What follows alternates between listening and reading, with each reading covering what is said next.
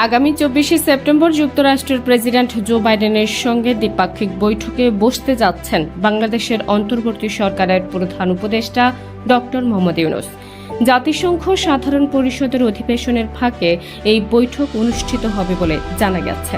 এই বৈঠকটি বিশেষ তাৎপর্যপূর্ণ কারণ এটি প্রায় 3 দশকের মধ্যে প্রথমবারের মতো যুক্তরাষ্ট্রের কোনো প্রেসিডেন্টের সঙ্গে বাংলাদেশের শীর্ষ পর্যায়ের একজন নেতা দ্বিপাক্ষিক আলোচনায় অংশগ্রহণ করতে যাচ্ছেন।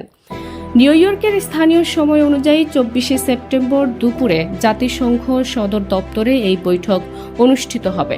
সূত্রমতে 20শে সেপ্টেম্বর বিকেলে ওয়াশিংটন থেকে বৈঠকের বিষয়টি চূড়ান্ত করা হয়েছে, যার ফলে ডক্টর ইউনূস 23শে সেপ্টেম্বর নিউ ইয়র্কের উদ্দেশ্যে রওনা হচ্ছেন।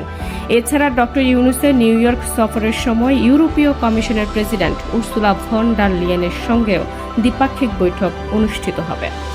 এছাড়া বিশ্বব্যাংকের প্রেসিডেন্ট অজয় বাঙ্গা এবং আন্তর্জাতিক মুদ্রা তহবিলের ব্যবস্থাপনা পরিচালক ক্রিস্টালিনা জর্জিয়েভার সঙ্গে তার বৈঠকের পরিকল্পনা রয়েছে।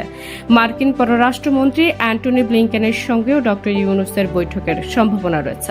একই সঙ্গে ডক্টর ইউনূসের সঙ্গে পাকিস্তানের প্রধানমন্ত্রী শাহবাজ শরীফ এবং নেদারল্যান্ডস ও নেপালের নেতাদের বৈঠকের কথা রয়েছে। এসব বৈঠকগুলো জাতিসংঘে বাংলাদেশ মিশন এবং জাতিসংঘ সচিবালয়ের তত্ত্বাবধানে হবে। জাতিসংঘের মহাসচিব অ্যান্টোনিও গুতেরেসের সঙ্গেও ডক্টর ইউনূসের গুরুত্বপূর্ণ বৈঠক হওয়ার কথা রয়েছে। এছাড়া 25শে সেপ্টেম্বর সন্ধ্যায় ডক্টর ইউনূস যুক্তরাষ্ট্রের প্রেসিডেন্ট বাইডেনের আয়োজিত একটি ডিনার পার্টিতেও অংশ নেবেন।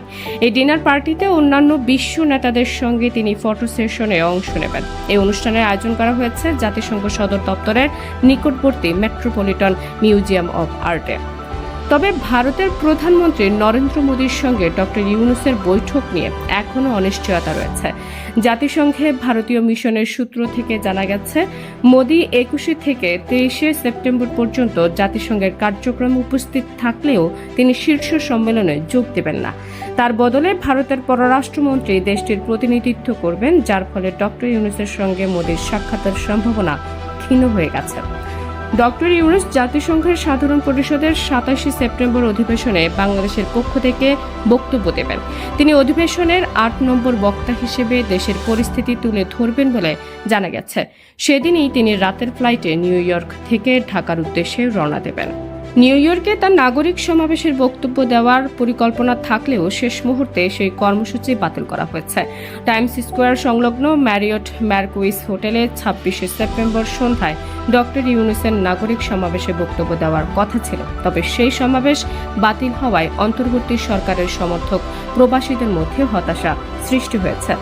এই সফর ঘিরে বিরোধপূর্ণ পরিস্থিতিও সৃষ্টি হয়েছে। আওয়ামী লীগের সমর্থকদের পক্ষ থেকে ডক্টর ইউনূসের বিরুদ্ধে বিক্ষোভের প্রস্তুতি নেওয়া হচ্ছে। 24শে সেপ্টেম্বর দুপুরে জেএফকে বিমানবন্দরে ডক্টর ইউনূসকে কালো পতাকা প্রদর্শন সহ বিক্ষোভ দেখানোর পরিকল্পনা রয়েছে।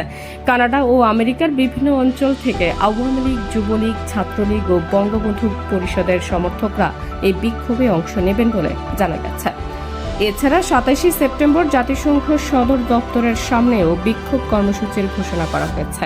এই পরিস্থিতিতে ডক্টর ইউনূসের নিরাপত্তা বাড়ানোর প্রয়োজন হতে পারে বলে ধারণা করা হচ্ছে।